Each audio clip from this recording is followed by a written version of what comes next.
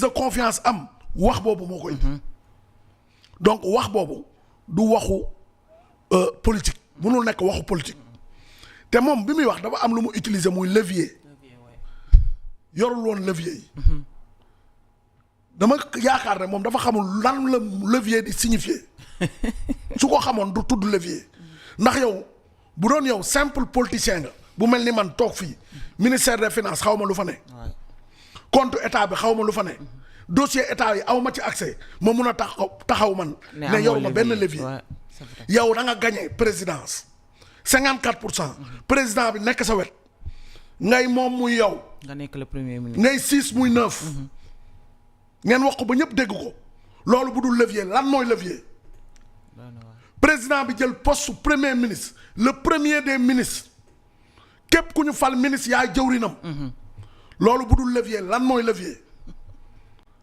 ministre des finances bokk ci sa parti nekk sa proche di gérer les fonds am accès ci dossier yi yow nga am accès ci moom nga nekk chef am loolu bu dul levier lan mooy levier am nga levier politiquement yéen a yor l'état et les démembrements de l'état administrativement tous les documents de l'état yow am nga ci accès fi nga toog ngay toog document boo bëgg nga woote ñu jox la ko am nga ay conseillers l'administration ñi nga xam ne ñoo fi nekkoon démb ak barki démb nekk des agents de l'état assermentés ou pas nga am ko à ta disposition information boo leen laaj ñu jox la ko loolu bu dul levier lan mooy levier nga bugg a taxaw tey bugg a dédouané wu ne yoroo woon levier au contraire yow moment bi nga yoree levier nga taxaw wax loo xam ne dugal un but contre ton propre camp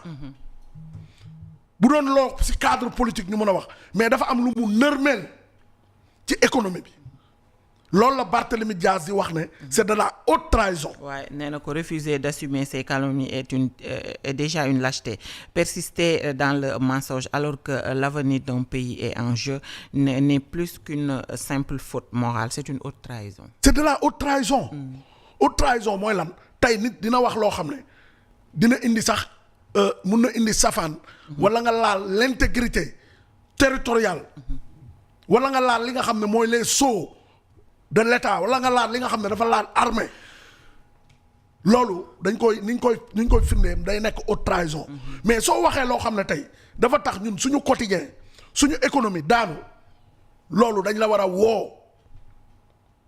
woo juger la c'est de la haute trahison dañ ko war a traîner en justice dañ ko war a traîner en justice loolu la ñëpp wax foofu nag j'interpelle le président de la République parce que nag réew mi dafa am kuñ ko dénk dafa am ki nga xam ne moom la ñu faloon muy le président de la République moom bi Sonko di wax loolu moom moo ko fal mu nekk ci wetam démentiru ko démettre ko kon lui sa responsabilité est engagée. Bien sûr.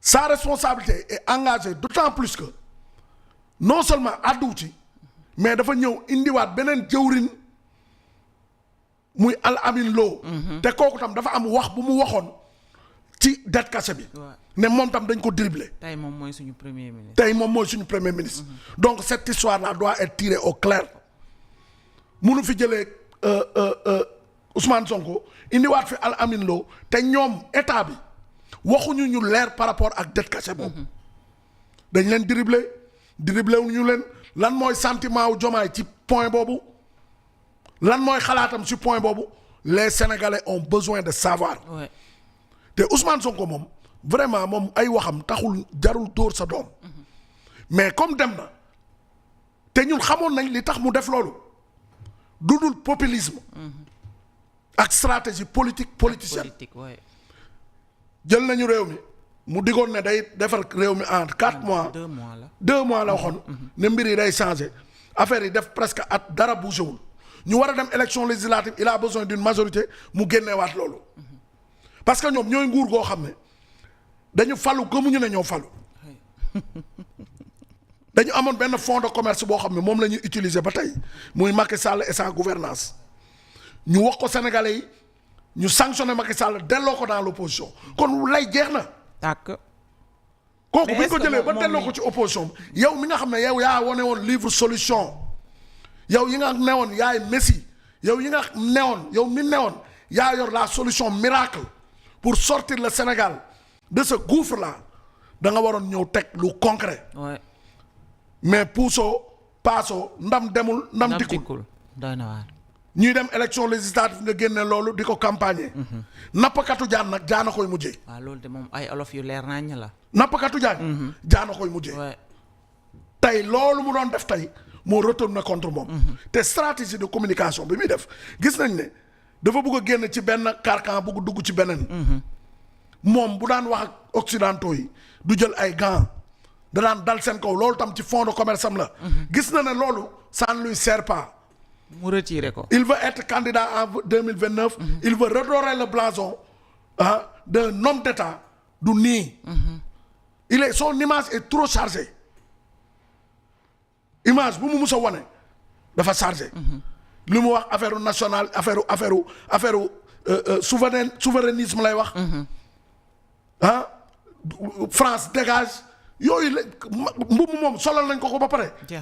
jeex na kenn mënut ci dara. bu mu jéem a dindi loolu nag ba di jéem a mettre en mal le peuple sénégalais wala l'état sénégalais avec les occidentaux. tey nag Diomaye il doit prendre ses responsabilités. moo fi tegoon premier ministre am ay pénalty yu mu fi teg du dëgg am ay ndëgg sërëx yu mu fi teg moom na jël responsabilité am taxaw wax ak peuple bi wax ak le monde entier ñu xam ne Sénégal réew la comme yeneen réew yi dette bi mais dette cachée nan la mun a amee. c'est ça le problème de tout de peut-être de la plupart des gens lan une dette publique comment elle peut être cachée. xanaa yow mi nga xam ne man mii ñëw leb la tey yow. man su ma nëbbee bor bi yow mi nga xam ne yow laa leb. di nga am fulaay ne ci sama bor. fayeeku si waaw. fay ma sama xaalis. waaw damay fayeeku si moom. te boobu bu doon ay entre agences ñu mun a wax. mais des organismes yi traité ak ay état dinañ nangu lebal un état. qui est impersonnel.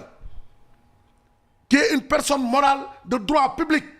nga bugg a taxaw kooku ne liñ ko lebal da koy nëbb. mais loolu c'est un non-sens. léegi nag topp nañu wax yooyu waxi xale yooyu waxi dof yooyu. ba dugal réew mi ci guuta réew maa ngi nekk kàkk taxaw. actuellement FMI mu ngi Dakar on espère que peut-être comme moom nee na restructuration bi moo ko daan bañ daf ci strictoon ne moom Sénégal duñu mës a restructurer seen dette mais finalement nee na restructuration sauvage lay bañ je sais pas nag ce qu'il entend par restructuration sauvage. waaw mais moom dafa amatul lu mu wax parce que lii yëpp moo ko fi indi restructuration sauvage ak restructuration bu jaar yoon ak ñun yëpp loolu suñ problème nekku si tey la vérité mooy que même FMI bu ñëwee àndaat ak ñun ce sera pas sans condition. Ouais, ça c'est sûr. Ce ne sera pas sans condition et le seul perdant qui supporte lépp c'est pas Ousmane Sonko. Ouais, c'est le peuple.